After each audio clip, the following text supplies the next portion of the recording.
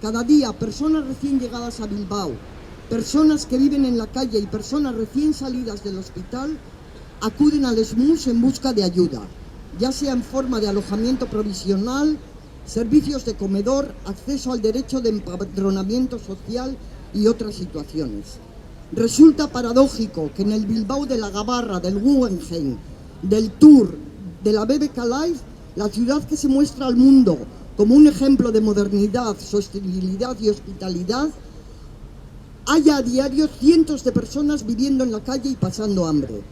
Y no es solo eso.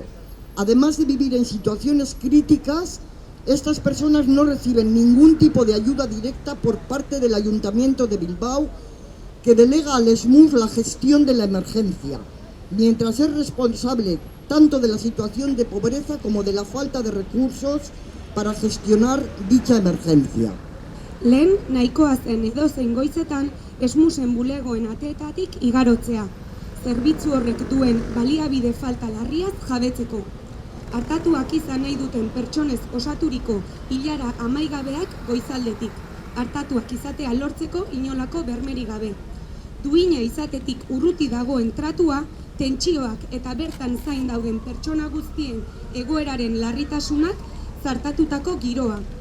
Duela hilabete batzuk ordea, hitzorduak hartzeko online sistema ezarri zuten, baina kolapso egoera sortu da. Hitzorduak eskuragarri daudenean, 2 hilabete baino gehiagoko itxaron zerrendarekin esleitzen dituzte. Alegia, hilarek sortzen duten irudi txarra hobetzen saiatzen dira. Arazoari benetako konponbiderik eman gabe. Guztiz kontrakoa da egin dutena.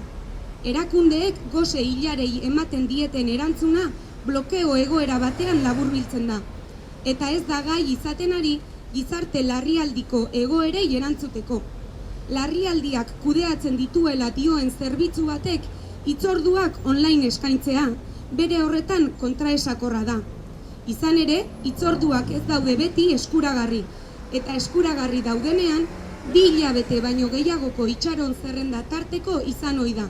Eta hori ahaztu gabe, hainbat pertsonek ez daukatela baliabiderik online bidezko sistema erabiltzeko.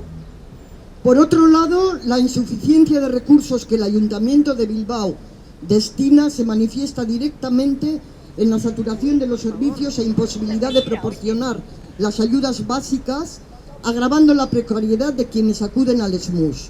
Estas personas se encuentran atrapadas en un eterno chantaje para acceder o mantener el empadronamiento social. Reciben comida de mala calidad cuando logran recibirla y son castigadas con la suspensión de la tarjeta de comedor durante días en caso de ausencia sin aviso, entre otras penurias. A todo esto se suma la precaria situación de los trabajadores del SMUS, quienes deben enfrentarse diariamente a situaciones críticas que exceden la carga de trabajo asumible. Por eso tenemos claro que el Ayuntamiento de Bilbao es el verdadero y único responsable de esta situación.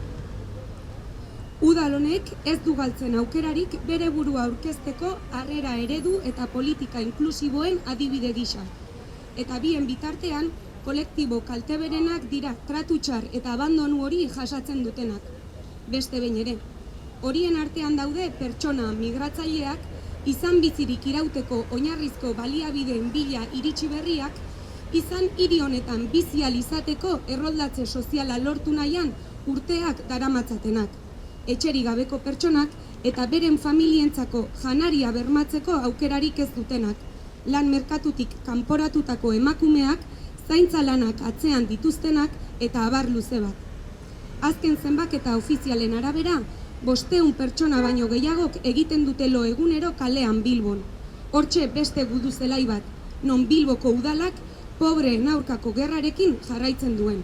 Después de haber apoyado con su silencio cómplice los desalojos ilegales en los barrios más pobres, de haber actuado como empresa de desocupación en defensa de sus viviendas municipales y de haber avalado los recortes a RGI y PCV, que representan una clara ofensiva contra los más pobres y las más pobres y desfavorecidas de esta sociedad.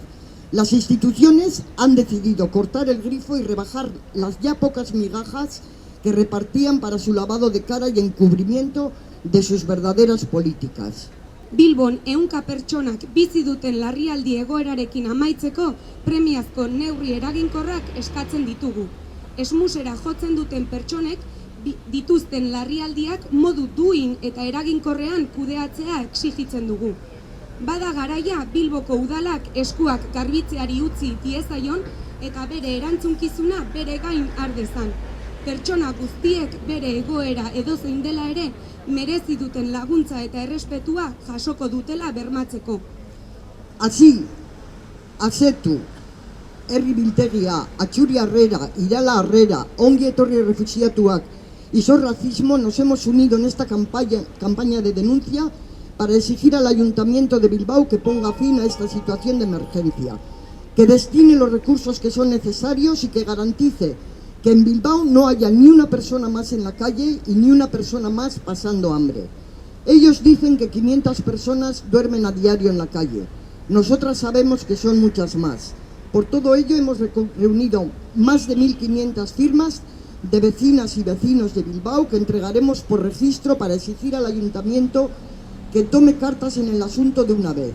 1.500 personas que han mostrado su apoyo a la campaña y su preocupación por la situación de vulneración de derechos a la que está sometiendo el bloqueo en el SMUS.